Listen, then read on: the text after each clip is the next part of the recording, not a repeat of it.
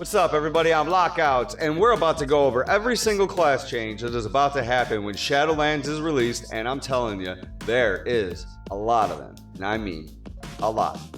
Check this out. Your wig Glock 9 to your back, making money off of tracks into the Glock cock, ready to rock. We pop shots from drop tops, it's guaranteed to make your heartbeat breast stop.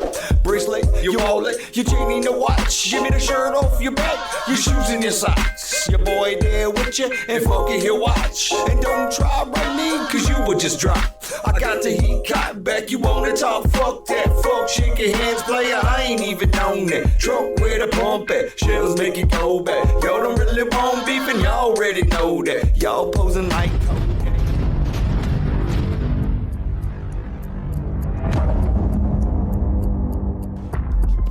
Alright guys, so jumping right into it, this right here is the class updates. This was posted on April 7th as of 2020. And the first thing that they have right here is update. We have made a few changes to this blog to reflect the accuracy of class changes of the class abilities in the beginning of alpha, because alpha is out right now and it is live. So if you guys have applied for the beta key and you did get one, congratulations. If you didn't get one, keep trying to apply and get one, and hopefully you'll get one. You can find these updates in the Affliction Warlock, Frost Mage, General, and Disc Priest, Mistweaver, and Unholy Death Knight sections. Please keep in mind that ShadowLands class updates are still in development and subject to change. Basically, that is how I'm going to start this class change video. This is the updates as of right now, and guys, ShadowLands is still a little bit off, and it is an alpha right now. They are just starting to do the beta testing, so whatever it is that we're going to go over right now, expect 90% of it, or 85% of it at least anyways, to stay, and expect some tweaks to the classes overall before ShadowLands does go live. And then after it does go live, expect some more tweaks to different classes. So right now, as Azeroth's champions prepare to traverse into ShadowLands, they will gain powers both new and forgotten to take on horrors that reside in the realms of death. Sounds interesting. ShadowLands class philosophy. Now, classes have evolved throughout WoW's 15-year development, and so have our philosophies on class design. With new expansion and increasing level cap came new spells, abilities, and talents. While earning new powers is exciting and a natural part of growth in a role-playing game, eventually we began to butt up against the limits of action bar and accessible keybind space. Too many of the tools and perks that had once defined certain classes became increasingly widespread, diminishing class uniqueness. To address this in the past, we made changes to talents within Mist of Pandaria and even removed several abilities in WoD, and then in Legion alongside the introduction of artifact weapons. We focused on class identity and carving out a distinct fantasy for each specialization to go along with their weapon. Mechanically, this meant revamps to most of our specializations, removing several long-standing class-wide abilities and adding new spec abilities in the process, which is kind of where they started to go downhill. Because instead of having a class that had these abilities and then you went and ran dungeons to get a specific piece of gear, it all changed. And that is exactly where they understood that they have went wrong, and I am so proud of Blizzard for addressing their mistake. Too bad that it's went on for multiple expansions and it has taken until 2020 for them to finally start to address it and bring back the natural feel of World of Warcraft. I think they caught it though. Today in Battle for Azeroth, while specializations have unique and flashy abilities, we've heard feedback that in some cases we've moved too far from the core of the classes that initially sparked players' interest when they first created their character. See? At times there is more that divides two specializations of the same class than there is that unites them. Exactly. In ShadowLands, we want to return to the idea that a specialization is about powering up a specific part of a class's kit, not narrowing down their tool set. In an expansion that is all about choice, we want to give players more opportunities to make impactful choices, to customize their gameplay, and express their own vision on how characters engage in combat. Many specialization-specific abilities and spells that help define the identity of a class will once again be available class-wide. We're reintroducing some iconic abilities to give all Azeroth heroes a fighting chance against the dangers ahead. In addition to these changes, players will have their new Covenant class abilities to look forward to, which we will preview comprehensively in our ShadowLands. I'll look at the Covenant class and Signatures ability blog. And right there, what I'll tell you guys is right now, we're going to do a Covenant class abilities, but it's going to be a separate video because this video right here is about to be long enough. We're already at 4 minutes and some change right here. So at the end of this video, you guys want to catch the new Covenant class abilities. There's 4 of them. We will cover that after this video. Look for the little thing at the end of this video. Click it. Help a fella out. And that reminds me, if you haven't already, please like, follow, subscribe, do all the little stuff to support a fella. I appreciate you. Now, the first class that we're going to cover is my homie, my dog, DK. And before we even cover DK, the first thing that I'm going to say is right now, guys, we are level 120. And you have to level 120 times to get to max level.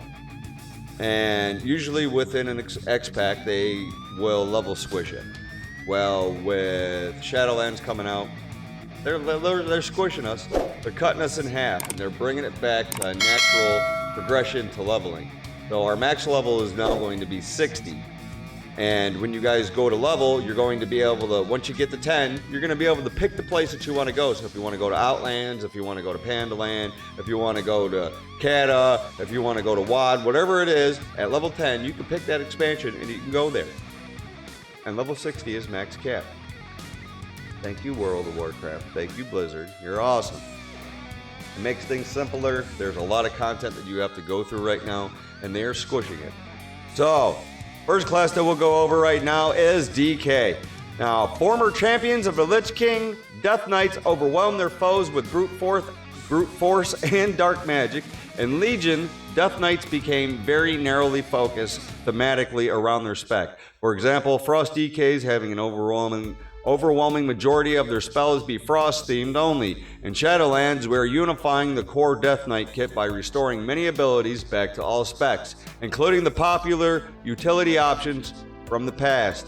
Stuff that they should have never removed from the core class ability that World of Warcraft has got their state into right now.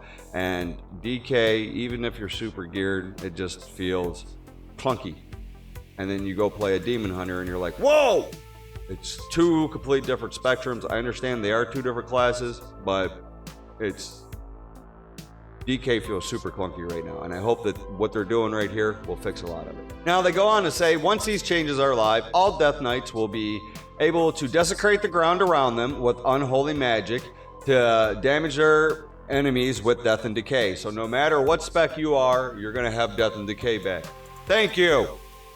And or neutralize their attacks with Anti-Magic Zone. Thank you. So all 3 specs get Death and Decay and AMZ back. Furthermore, every Death Knight will once again be able to tap into their unnatural powers to temporarily turn themselves into undead with Lichborn. So every spec now gets Lichborn because we were Lichborn to start with. Why they took that from a hero class, I do not know. Blah, blah, blah, blah. All right. So the new Sacrificial Pack ability enables Death Knights to perform a forbidden ritual, sacrificing one of their undead minions, siphoning their health, causing them to explode and deal damage to nearby enemies. Finally, the Frostly Grasp with Chains of Ice will once again bind the enemies to all Death Knights. So all 3 specs gets Chains of Ice, gets Death of Decay, and they get AMZ. And when DK was, I think it was in Wrath of the Lich King, when you used to be able to heal with Sacrificial Pact, and you would take X amount of health from your pet would still be alive, and you would kill your pet a little bit to heal yourself. They're changing that and bringing that back. So you're sacrificing one of your pets. Only thing is, when you sacrifice them this time, you siphon all their health, and then the pet explodes and does AoE damage. So, pretty cool.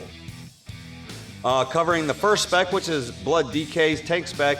And I'll tell you, I've watched a lot of content creators. I've watched a lot of stuff from Method and Bellular Gaming and a lot of other cool guys. We're giving you shout outs because a lot of the stuff that I watched in your videos that I didn't even know about, we're going to drop right here, which is Blood, from Method, the videos that I was watching in Method, according to them, as of right now, Blood and Paladin seem to be the most fun tanks to play. I do not have a beta key. I applied, but Blizzard don't like me enough, apparently, and we'll get one hopefully in the next few days, and we'll be able to cover some content for that.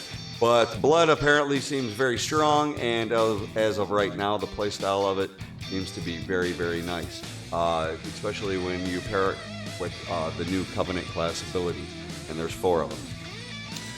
Blood at home in the Shadowlands is amongst their fellow dead. Blood DKs can now learn abilities like Blood Tap. Blood Tap is now a baseline ability. It is no longer something that you pick on a talent tree or anything like that. It is now incorporated into the general playstyle of DKs.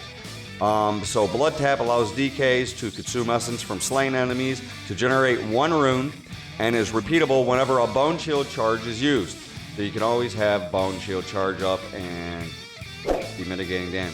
Blood DKs will also get Rune Tap without needing to select it as a talent, which is just exactly what I said. Now, Relish in Blood will significantly heal those bloody bruisers for each active Blown Shield that grants 5 runic power when Death and Decay is cast while Crimson Scourge is active.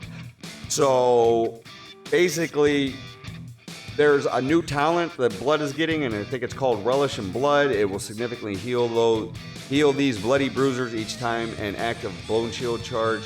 For each active Bone Shield charge, and then it grants 5 runic power when Death and Decay is cast while Crimson Scourge is active. So it looks like Blood DK is going to be a lot more fluid, a lot less clunky. It's going to have a lot better feeling of a playstyle overall. And from everything that I've seen right now, that's a fact, Jag. As a Frost, memories of the Lich King's legendary sword Frostmourne stirs in the hearts of Frost Death Knights, who can again choose between a one-handed weapon, or you can get 2 one-handed weapons, or 1 two-handed weapon to cut down their foes. The harsh lessons learned of the frozen tundra of the Northrend have manifested into new abilities and talents. The iconic Frostworm's Fury will be accessible to all Frost Death Knights rather than needing to be selected as a talent. Hypothermic Presence is a new talent that halves the runic power cost of abilities for a moderate amount of time, giving the DK the vigor to strike down all who stand against them. So it looks like the Frost DKs are getting a new talent that's called Hypothermic Presence, and what it's going to do is it cuts all of your abilities in half, so you're able to spend them for, let's say that you're gonna Howling Blast something, and instead of it costing 50 runic power, it's gonna cost 25, so you can get 2 Howling Blasts for the cost of 1. And that's gonna be a way that Frost DKs are going to burst. Furthermore, Frost DKs no longer have to farm 2 one-handed weapons if you don't want to be a Frost DK that plays very fast playstyle. It looks like you can have a 2-handed weapon and hit very, very hard again for playing Frost with a 2-handed weapon. This is again in development, so we're going to see how this goes. I'm sure that they're going to keep the 2 and one-handed ability, but we're going to see in how much the difference of the playstyle is between a 2-hander and a 1-hander for Frost. So, moving on into Unholy, which is where my bread and butter is. While all Death Knights have some ability to control and reanimate undead minions, an Unholy Death Knight has chosen to specialize Necromantic Magic. Man, that's a word. Necromantic Magic. And their abilities should reflect that. All Unholy Death Knights will be able to summon Gargoyle, previously a talent, to bring these flying terrors to their side. Army of the Damned talent returns as an even stronger force with a familiar and faithful recruit, a Magus of the Dead. These formidable magic wielders have fought side by side with Maldraxxus, Bannerman, and their presence rallies around Unholy Death Knights' ghoulish armies, lobbying Frostbolt and Shadowbolt spells into the enemy. Death Coil and Epidemic cast will reduce the Army of the Dead's cooldown, allowing Unholy Death Knights to summon forth a relentless stream of monstrosities into battle. Magus of the Dead will also fight by a Death Knight's side when they cast Apocalypse, so it's baseline now. Whenever you Apocalypse, you're going to get you a Magus. Magus is the strongest thing that is in B.F.A right now, so they're going to move that into Shadowlands with us. which benefits from a cooldown reduction whenever Death Coil and Epidemic are cast. Unholy Death Knight's Mastery Dreadblade will benefit both Master and Servant by also increasing the Death Knight's shadow damage and the damage of their ghoulish minions, allowing undead armies to trample all in their wake. But what they're doing with Unholy is bringing back Unholy. Unholy is now going to revolve around your pets. Everything that you're going to do is cool down spells and abilities to generate and kick up more of your pets. More pets you have up, more DPS you're going to do. Just like Unholy was always designed to do. Perfect. Now, Demon Hunter, my other bread and butter. Moving along right here. We're going to try to keep this going, guys, and get this as quick as we can because it's going to be a long video. Now, Demon Hunters were originally added in Legion at a time when all characters were assigned a specialization at creation, and artifact weapons made each spec feel almost like its own class, and that reflected in the Demon Hunter's design. Though there are a number of similarities between Havoc and Vengeance, we feel we could do more to create some common ground, such as sharing a single resource and certain abilities. So, you're no longer going to have two different resource pools between Havoc and Vengeance. Everything is going to be a single resource pool. It's going to be more streamlined. All Demon Hunters now share a single resource, Fury. So it's now going to be Fury, which channels their fiery hatred into relentless demonic attacks into their enemies. In addition, Immolation Ore, originally a Vengeance-only ability, will be for both specs. So now, you can have it in both specs. You don't have to pick it as a talent tree or anything like that to have it in Havoc or in Havoc and Vengeance. Havoc Demon Hunters have a new passive ability, Unending Hatred, which expands their Fury's maximum capacity, letting them to get an extra hit or two. The Dark Slash talent has evolved into Essence Break, which deals chaos damage and significantly increases the damage of both Chaos Strike and Blade Dance deal for a short duration. So it looks like we now have a new talent that is going to replace Dark Slash, because Dark Slash is only used right now if you're going to duel somebody and you can set up for trying to 100 somebody with all the correct super stuff that you have equipped to you, and that's the only time the Chaos Strike is, or Dark Slash is used right now, so you can pump up your Chaos Strike to crack somebody real hard. Dark Slash is now going to turn into Essence Break, and that is going to make your chaos damage and all of your chaos strike and your blade damage. That's what it's going to make be increased. And Unending Hatred, when you pop it, it looks like it's going to increase your maximum fury pool, so you'll go from probably 100 to 125 or 140 or something like that, and you'll be able to get an extra hit in there too. The next class that we're going to move into is Druid. For all you shapeshifters out there, Druids are the masters of shapeshifting, a versatile hybrid class that can adapt their form to suit a wide variety of situations. Boy, they like to word this real good, don't they? ShadowLands reinforces this core identity by giving them even more flexibility, while bringing several abilities back to the class and making others more widely available. Most notably, the affinity system has been expanded to offer utility abilities along with passive bonuses. General changes: all druids will be able to use Ferocious Bite, Barskin, Cyclone, and Stampeding Roar, and Iron Fur, regardless of their active specialization. So now, druids, no matter what, you're going to be able to Cyclone, Barskin, Ferocious Bite, Stampeding Roar, and Iron Fur, no matter what you are. You get it all now. It's all for you. In addition, Heart of the Wild has returned as a talent, providing an option for druids who want to use their off-roll abilities during combat. The affinity talents associated with each specialization, Balance, Guardian, Feral, and Resto, also gain an additional utility ability. Balance receives Typhoon, Feral gets Bane, Guardian gets Incapacitating Roar, and Restos can use Ursul's Vortex. Moving into booming, solar and lunar empowerments are being strengthened and updated in the eclipses, reminiscent of past expansions like Wrath of the Lich King. Wrath and Starfire will grant each other alternating lunar and solar eclipses for a longer duration. with special moments of celestial alignment allowing both to occur at once. Balanced druids who master the flow of these eclipses will be able to ensure a period of sustained power to either Wraith or Starfire at key moments of a fight. Star Surge will extend the current eclipse to continue focusing power into either Wraith or Starfire, while Starfall instead extends your current Moonfire and Sunfire effects, giving the main arcane power spenders distinct roles based on situation. Starfall will also return to its previous design used in Wraith of the Lich King through Warlords of the Draenor. Instead of needing to telegraph the affected area, Balanced Druid can again call waves of stars which strike the surrounding ground while they stand, run, or flap for its duration. Run or flap. Perfect. So you guys can do a bunch of stuff and move around while you're doing balance. Pharaohs. Looks like they didn't do much here for Pharaoh. Fierce felines will see their blood talent reimagined, tapping into their primal power. While feral druids use Shred, Rake, and Ferocious Bite in quick succession, the damage of their next rip will increase dramatically. So, you're going to be able to pump up your rip. Pump up the rip, baby. Guardian druids in the Shadowlands can once again embrace or bear hug their brutish side, while Berserk, reducing the cooldowns of Mangle, Thrash, Growl, and Frenzied Regeneration substantially, while also having the cost of Ironfur. Now, Renewal also returns as a talent choice, instantly healing the Guardian Druid for a fair bit of their maximum health.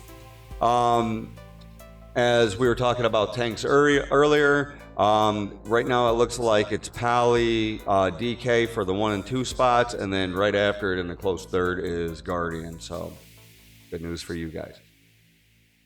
Resto Druid Swiftmen will return to its historic functionality of consuming a heal over time effect on the target, but with a substantially reduced cooldown and cost. And for moments of special need, the classic Restoration staple, Nature's Swiftness, will again allow a regrowth, rebirth, or entangling roots to be cast instantly.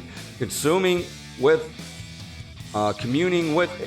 the wild spirits in Death's realm has awakened Resto Druid. Inherent knowledge to cast Nourish, a talent option that heals an ally for a significant amount. Nourish receives triple the boon from Mastery Harmony, which increases the healing for each active Resto heal over time spell on the target. So Nourish is going to be pumped up for every hot that you got on targets. The more targets you have more hots on, the more that Nourish is going to heal everything. So it looks like Druid is going to have a lot of class changes as well.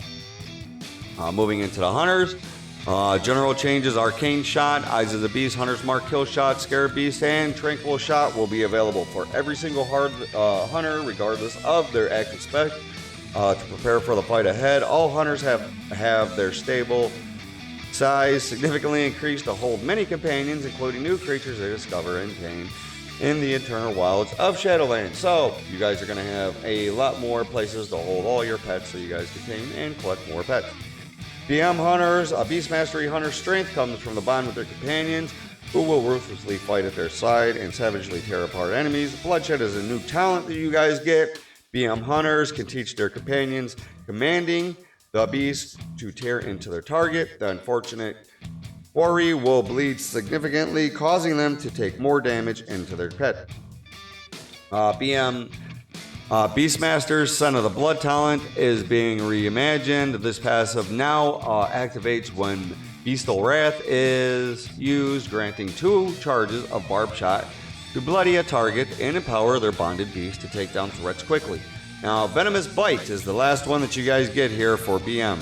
You guys are getting big work over here on Hunters.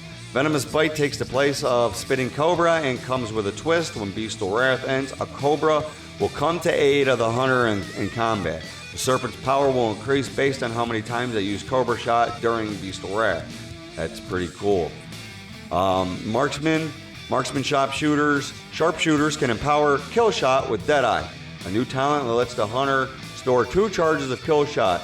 It also makes Aim Shot recharge faster for a short time whenever Kill Shot is used.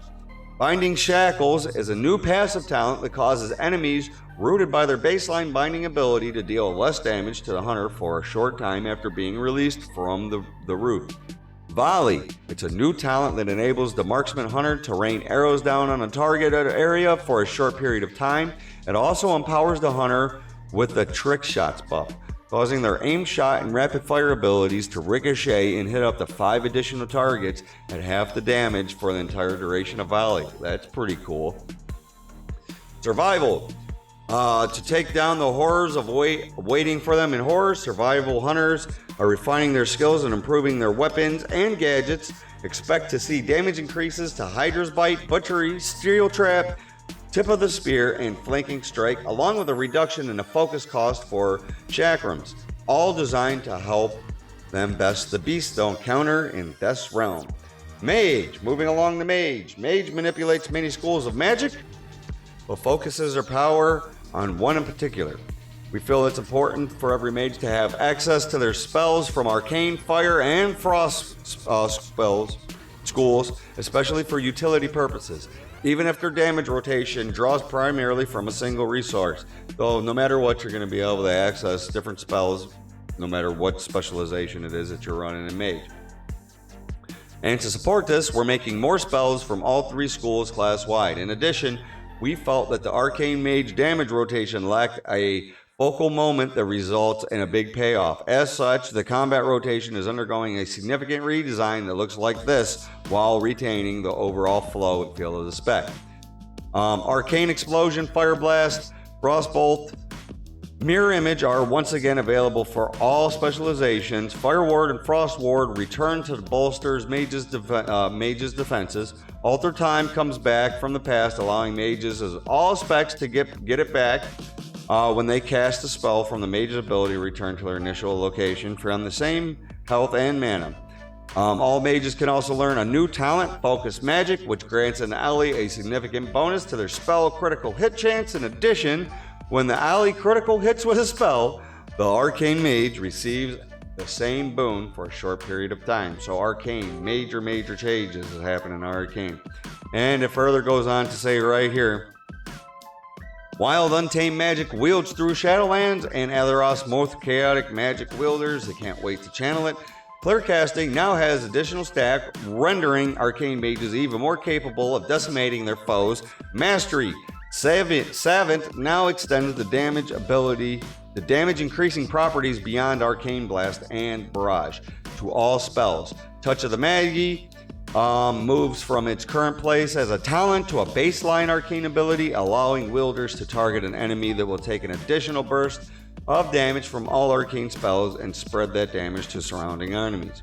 Enlightened is a new talent that rewards mana management, while the arcane mage's mana is above a certain threshold and empowers all arcane damage by a moderate amount, while below that threshold it significantly increases mana regen.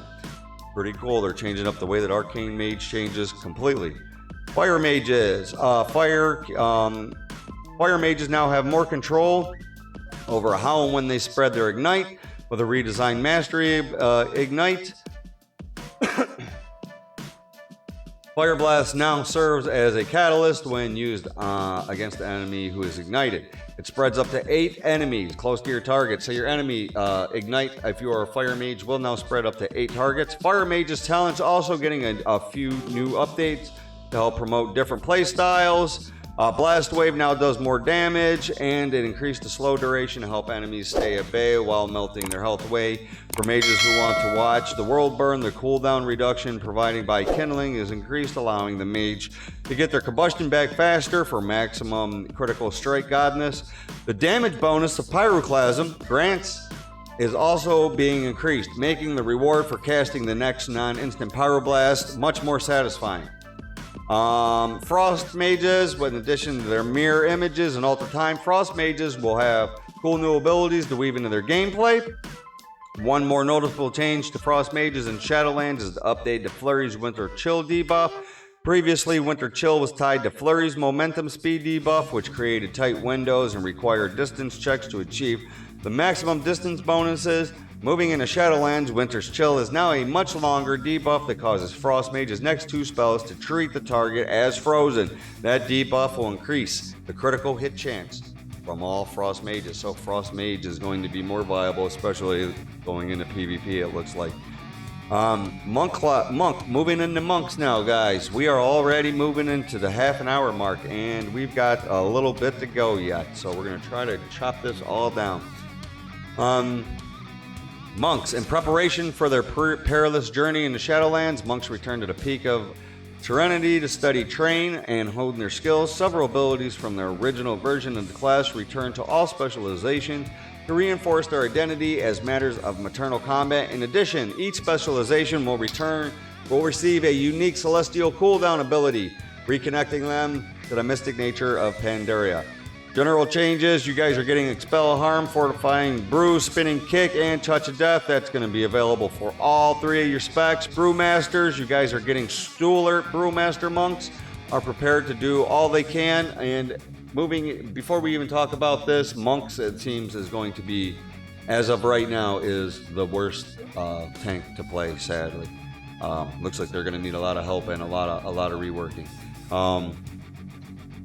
Yeah, so if you're a brewmaster,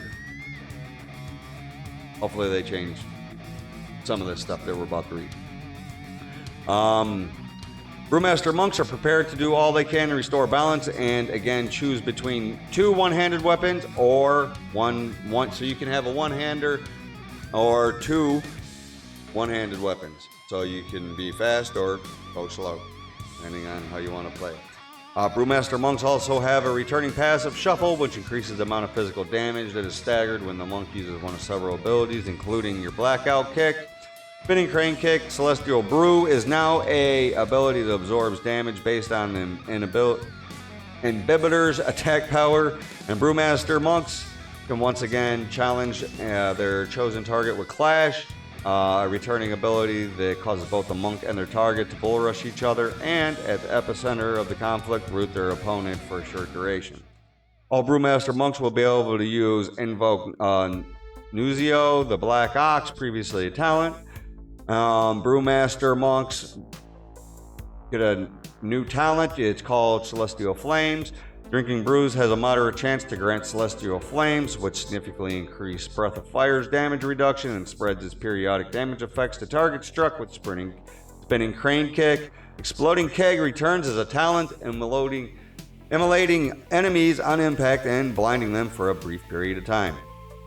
Mistweavers. All Mistweaver monks will be able to use Invoke Yulan and Jade Serpent to increase the Celestial who heals allies with Celestial Breath and spawns healing spears for nearby allies. Touch of Death now instantly kills creatures with less health than the Mistweaver monk and will spawn healing spears for their allies. Ooh. Invoke Chi-Ji and Red Crane talent has been redesigned for Mistweaver monk, strengthening their physical damage moderately and healing their allies for part of the damage inflicted. Chi-Ji also makes Mistweaver monks immune to movement and parrying abilities, so they can constantly be on the move during combat. That's pretty cool. Windwalkers, like their Brewmaster brethren, Windwalkers will once again be able to choose between 2 one-handed weapons or 1 two-handed weapon. All Windwalker monks are able to call upon an ally to invoke Zune, a white tiger, previous a talent. Zune will fight by their side and assault enemies with tiger lighting, dealing additional damage to the target. Touch of Death now instantly kills creatures with less health than the monk. In Shadowlands, wild gods freely wander the wood of Arden Weald, and their magic awakens Windwalker monks' knowledge to perform Dance of Chi-Ji. This new passive talent has a moderate chance to make the next Spinning Crane Kick free to use and deal a significant amount of extra damage. All that it's... Okay, moving into Paladin. Devoted servants of the Light Paladins tap into the holy power to protect their friends and vanquish their enemies. In the original version of the game, Paladins served several categories of spells that transcended their specializations, such as seals, blessings, auras. Paladins have been back and forth through the mix. What they're doing right now is they're bringing back auras. We're going to just cut that down and make that short and sweet. Paladins are getting back auras. Okay. While a few of these abilities are situational utility, they play well into the Paladin archetype as a holy avenger and Bane of the Dead. Looks like Paladins are getting major changes, guys. You can see right here just from the general changes. Blessing of Sack, Hammer of Wrath, Sense Undead, Shield to the right, Turn Evil, Word of Glory. You guys are getting it regardless of your spec. Holy Power returns as a resource for all Paladins. So there you go. You're going to be able to use that on your Hammer of Wrath, your Crusader Strike, your Word of Glory, and your Shield of Righteous. As Champions of Light, all Paladins can use powerful auras to safeguard and enhance their allies. So you're going to get Consecration Aura back, you're going to get Devotion Aura, and Crusader Aura. All Paladins will have access to more talents and allow them to manipulate and spend Holy Power in different ways. The Divine Purpose talent will be available for all Paladins to select as a standard class spec. And for Holy Paladins to have a decent chance to make the next Holy Power spending ability, Healing Outfit, Holy Avenger is great for Holy Paladins, it seems like. It's going to generate a huge burst of Holy Power in short windows, while Seraphim allows a Paladin to spend their Holy Power and increase their secondary stats for a moderate amount of time. Moving into Holy, Azerite's trait, Glimmer of Light, moves into a space in a level talent 50 row, competing with a powerful existing option such as Beacon of Faith, while Holy Paladin's Aura talent row has been replaced by the class-wide Aura bar. Aura Mastery continues to give Holy Paladins unique ability to give the Aura special empowerment. Protection Paladins to better uphold. You guys are probably the best tank in the game right now, guys. Prop Paladins. To better uphold their oath to protect the innocent, Protection Paladins now exude Shining Light, a new passive that makes the next cast of Word of Glory free whenever Judgment critically strikes a target, enabling Protection Paladins to shield themselves and defend their allies from attackers. Rep Pallies, the darkest places within Shadowlands inspire Rep Pallies to perform valorous acts in the name of light. Wake of Ashes is available to all Rep Paladins instead of needing it to be a talent. Allowing these holy warriors to vanquish an enemy with a blow so powerful it damages all foes close to its impact, reducing any survivor's movement speed significantly. Demon and undead demons are further clipped with a substantial stun when struck by the ability. Empyrean Power, previously an AZ talent, will be available as a new talent that's moving into a new talent tier, giving Crusader Strike a moderate chance to make the next Divine Storm cost no holy power and increase the damage dealt significantly. Priests call upon the light, tap in the void and eradicate their enemies. We all know that. Priests aren't getting too many changes. You guys can see right here in their general class changes. You guys are getting Mind Blast, Mind Soothe, Power Infusion, Shadow Word Death, Shadow Word Pain. It's going to be available for all your specs, Dis, Holy, or Shadow, no matter what. Dis Priests are masters of balancing the forces of light and shadow, changing the Shadowlands cover both that ends of spectrum. Light's Caress talent is a new ability that most powerful disciples of the light can use, enabling Dis Priests to heal their allies by blessing them with power, word, barrier, and healing them again if they're still under the barrier when it expires. Dis Priests who dare to lean into darker magic can now learn Shadow Covenant. This reimagined talent initially heals a chosen hero and 4 other injured allies within a small area, and moderately increases the damage the priest does for a short period of time, during which they cannot cast any holy spells. New to Disc and Shadow Priest is Mind Blast. It will provide a powerful burst of damage and atonement healing, along with Absorption Shield for a significant mana cost. Holy, while the protective veil of Shadowlands shattered as the grace of Naru has slipped through and can be channeled by most faithful, Circle of Healing is now a baseline spell for all Holy Priests, bring them up to for a new master talent in its steed. It's called Prayer Circle. Prayer Circle empowers Circle of Healing, reducing the cast time of Prayer of Healing moderately for a short period of time when cast. Shadow Priest. In the realms of death, Shadow Priest will learn how to ascend to the peak. Their powers with a new talent. You guys are getting Death and Madness. Each time the target Each time a target dies after being slain from Shadow Word Death, the Shadow Word gain the Shadow Priest. Holy shit! I can almost talk.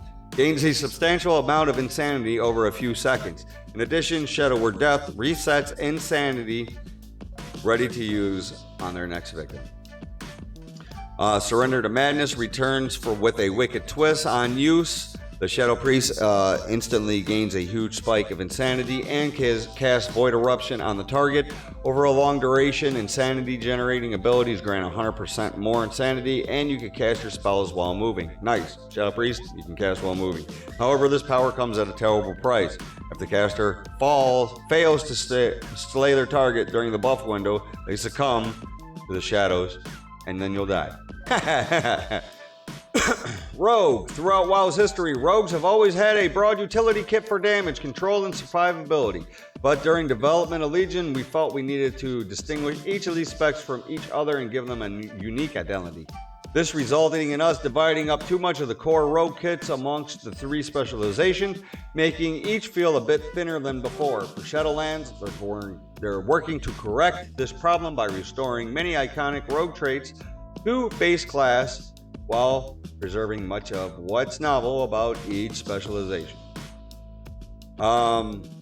General changes for Rogue. 3 specs of Rogues are: share the teachings they've learned while mastering their vicious skills. Assassins teach the basics of poisons, allowing sub and outlaw to again. So outlaw rogues can use poisons, and so can sub rogues. So all 3 specs are going to get poisons on your weapons. Pickpocket is going to be something that you guys can use and will frequently uncover new ingredients. It can be mixed into their Crimson Vial. Augment power, which is something that you're going to get for all 3 specs. Assassin rogues continue their mastery of poisons with the returning ability. Assassin rogues continue their mastery of poisons with a returning Shiv ability, providing a moment of increased nature damage on the victim, mirroring the gameplay of Toxic Blade, previously a talent. Her poisons will be stronger and apply to the blades faster than other rogues, along with always infecting targets while attacking from stealth. Assassination will once again have access to ambush as an option of their initial attack from stealth, so you no longer have to just Garrett them. Blindside.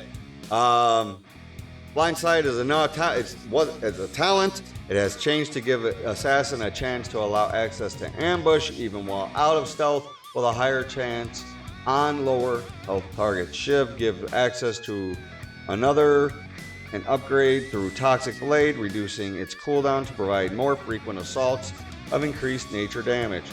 Outlaw rogues, ever resourceful and hungry for an edge. Outlaw rogues have traded in the combo point requirement for Roll the Bones, modifiable cooldown, so you guys no longer have combo points as an outlaw rogue. You guys get Roll the Bones. A modifiable cooldown, which can be manipulated to line up with their staggering finishing moves. Frantic Combat will reduce the cooldown of Roll the Bones through Relentless Blades by spending combo points. Kidney Shot returns to Outlaw's toolkit with Between the Eyes, making their foes more susceptible to their critical strikes instead of stunning them. Evasion returns to the Outlaw's defensive abilities, with Ripazet becoming an upgraded talent option. Retractable Hook talent now also increases the speed of the rogue's grappling hook, getting them where they need to be even faster. Sub-rogues, always looking for an advantage in combat. Sub-rogues have mastered the art of Find Weakness, previously a talent. Attacking from stealth and abilities allow the rogue to bypass their target's armor, and also causes additional shadow damage while they're struck by an Evescrate.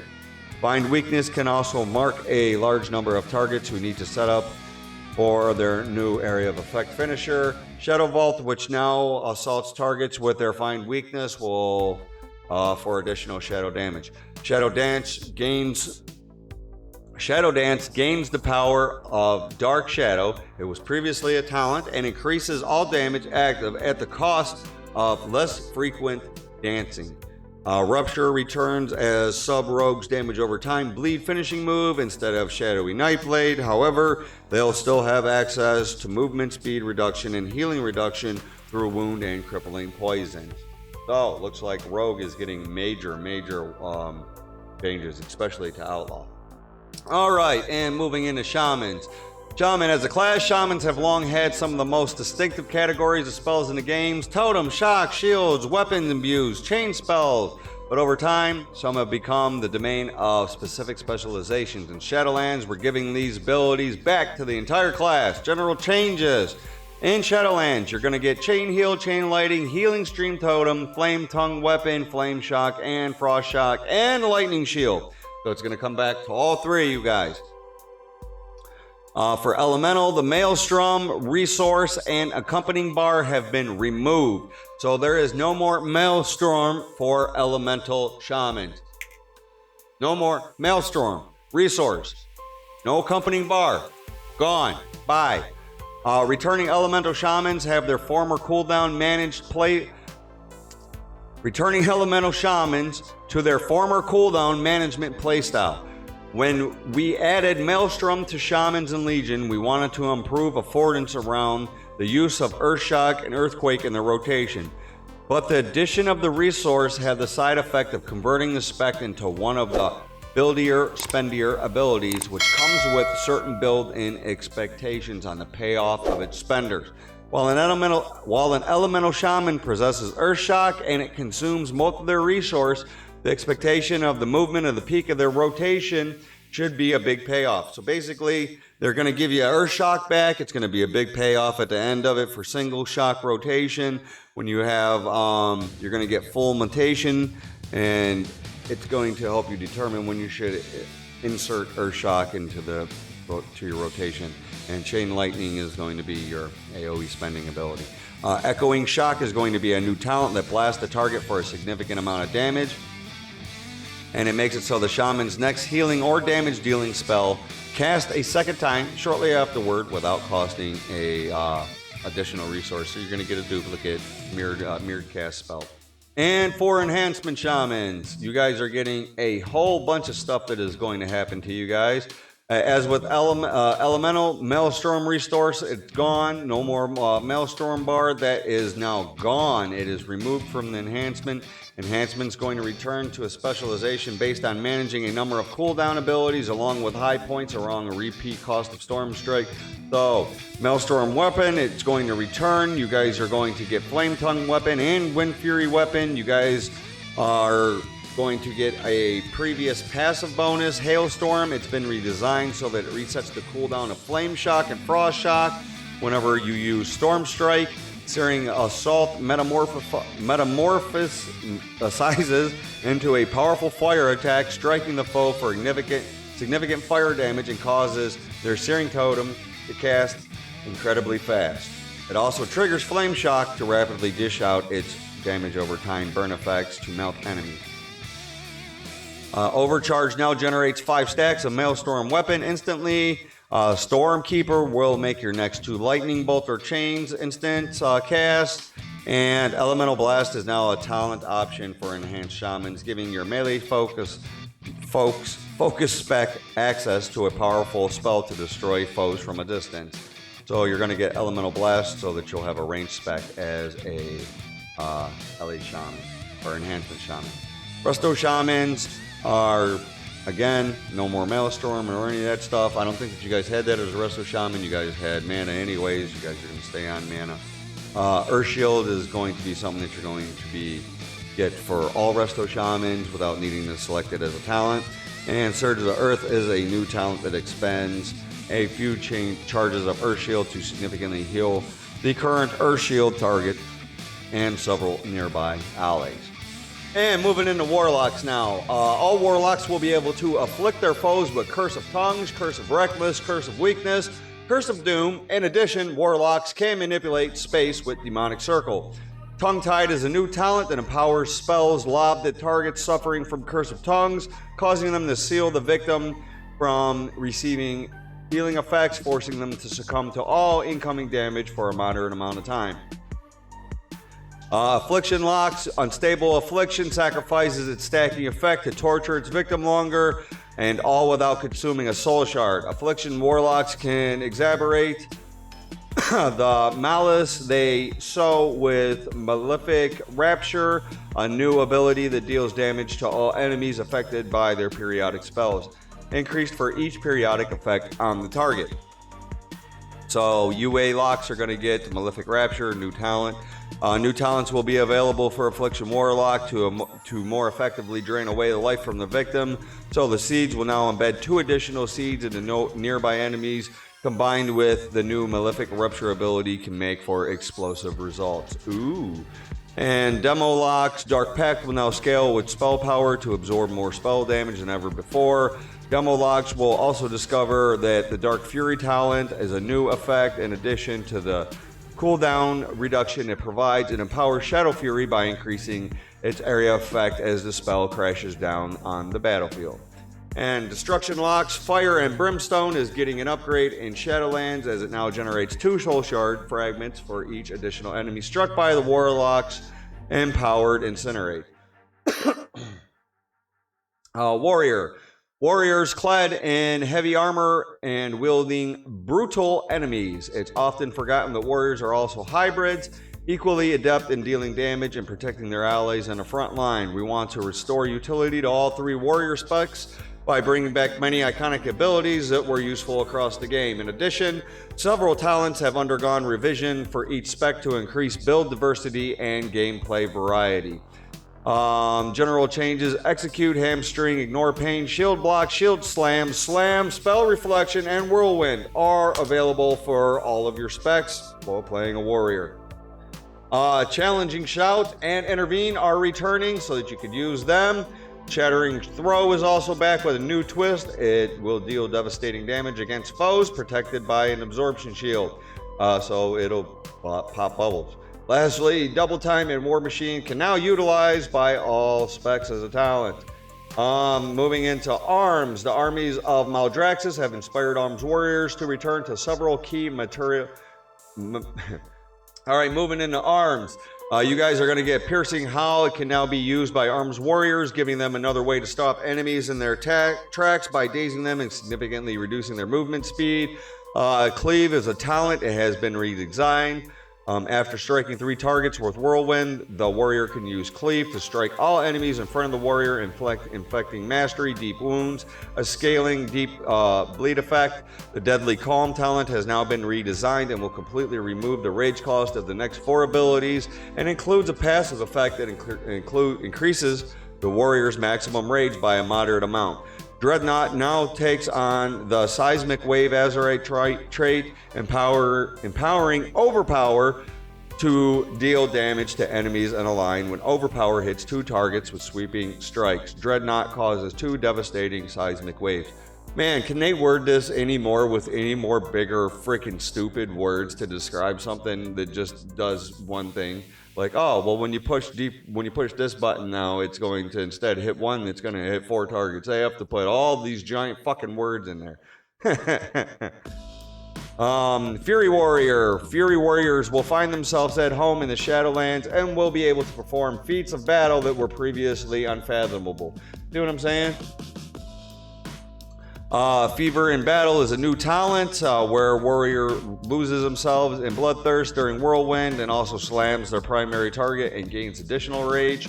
Warriors will also be able to learn Onslaught, which is in which an enraged warrior brutally attacks an enemy for a large amount of damage and generates some rage. Frothing Berserker has been reimagined.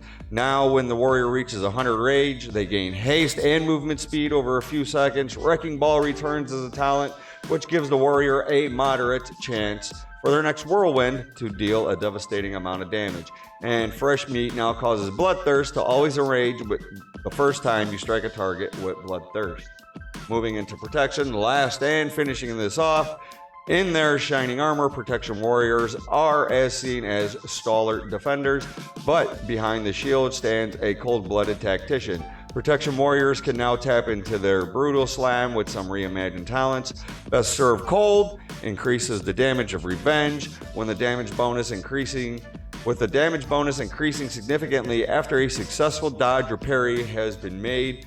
Revenge costs no rage. Menace has also been redesigned with this theme in mind, empowering intimidating shot to cause all enemies to cower in fear for a substantial amount of time, knocking back those who are not the primary target. Indomitable Will passively increases the warrior's maximum health by a moderate amount, and spending rage while the ability is active will heal their wounds. Never Surrender increases ignore pain by either a moderate or significant amount based on the missing health.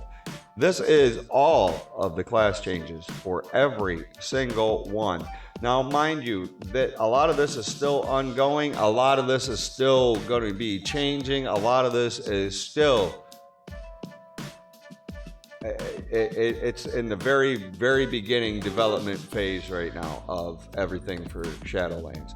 But these are the class changes. They are huge. They are major. It looks like a lot of things are getting buffed. A lot of things are getting nerfed. Are you guys going to re-roll mains? If you are, what are you guys going to play down below? Are you going to stay on your character? What are your guys' thoughts? Leave your comments, and please, by all means, like, follow, subscribe. I'm Lockhouse, baby. Peace.